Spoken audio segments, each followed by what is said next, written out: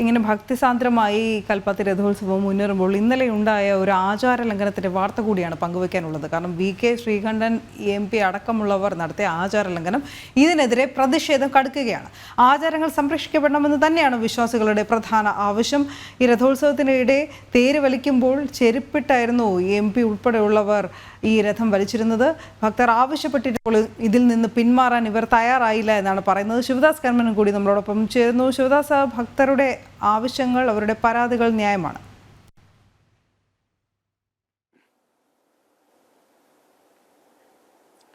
തീർച്ചയായും അനു സൂചിപ്പിച്ചതുപോലെ വളരെ കാലമായി ഇവിടെ ആചാരപരമായി തന്നെ വളരെ ഭക്തിസാന്ദ്രമായ അന്തരീക്ഷത്തിലായിരുന്നു കൽപ്പാത്തി രഥോത്സവം ഇവിടെ കൊണ്ടാടിയിരുന്നത്. പതിറ്റാണ്ടുകളായി നടക്കുന്ന ഒരു ഉത്സവം കൂടിയാണ്. കൃത്യമായി നിഷ്ഠയോടുകൂടി തന്നെയാണ് ഈ ഒരു രഥോത്സവത്തിൽ പങ്കെടുക്കുന്നവർ എല്ലാം തന്നെ എത്തുന്നത്. ഇതുമായി ബന്ധപ്പെട്ടുള്ള മറ്റ് ചടങ്ങുകൾ നടക്കുന്നതെല്ലാം തന്നെ ആചാരപരമായി തന്നെയാണ്.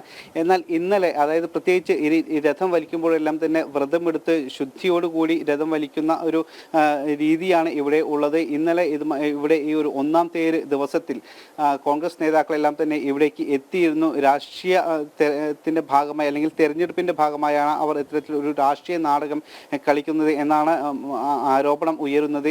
ഇവിടെ ഈ സമയത്ത് ഇവർ എത്തിയപ്പോൾ ഇവിടെ രഥം വലിക്കുന്ന ചടങ്ങുണ്ടായിരുന്നു. ഈ സമയത്ത് ഇവരെല്ലാം കൂടി രഥം വലിക്കാനായി കൂടെ ചേർന്നു. ആ സമയത്ത് ചെരുപ്പ് ധരിച്ചുകൊണ്ടാണ് VK ശ്രീകണ്ഠൻ MP അടക്കമുള്ളവർ ഇതിൽ പങ്കാളികളായത്.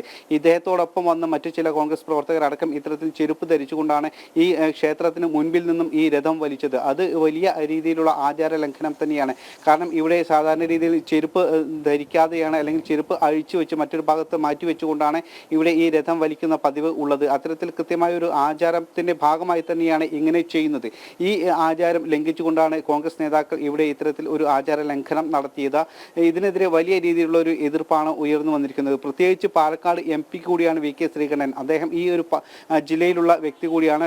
വർഷങ്ങളായി ഈ ഒരു രഥോത്സവത്തിൽ പങ്കെടുക്കുന്ന ഒരു വ്യക്തി തന്നെയാണ്. അദ്ദേഹത്തിന് ഈ കാര്യങ്ങളെല്ലാം തന്നെ കൃത്യമായി അറിയാം. പക്ഷേ എന്നിട്ടും അദ്ദേഹം ഈ ഒരു ആചാര ലംഘനം നടത്തിക്കൊണ്ട് തന്നെയാണ് ഇന്നലെ അദ്ദേഹം ഈ ഒരു രഥോത്സവത്തിൽ അല്ലെങ്കിൽ രഥം വലിക്കുന്ന രീതിയിൽ പങ്കെടുത്തത്. അതുകൊണ്ട് തന്നെ വലിയ രീതിയിലുള്ള ഒരു പ്രതിഷേധമാണ് ഉയരുന്നത്. അദ്ദേഹം ചെരുപ്പ് ധരിച്ചുകൊണ്ട് രഥം വലിക്കുമ്പോൾ തന്നെ കൂടെയുള്ള ആളുകളെല്ലാം തന്നെ പറയുന്നുണ്ട് ചെരുപ്പ് മാറ്റണം എന്ന് പറയുമ്പോൾ ഇതൊന്നും തന്നെ കൂട്ടാക്കാതെ വീണ്ടും അദ്ദേഹം ഈ രഥം വലിക്കുന്നത് തുടരുകയായിരുന്നു. ഇപ്പോഴും ഭക്തർ ഈ സംഭവത്തിൽ വലിയ പ്രതിഷേധത്തിൽ തന്നെയാണ്.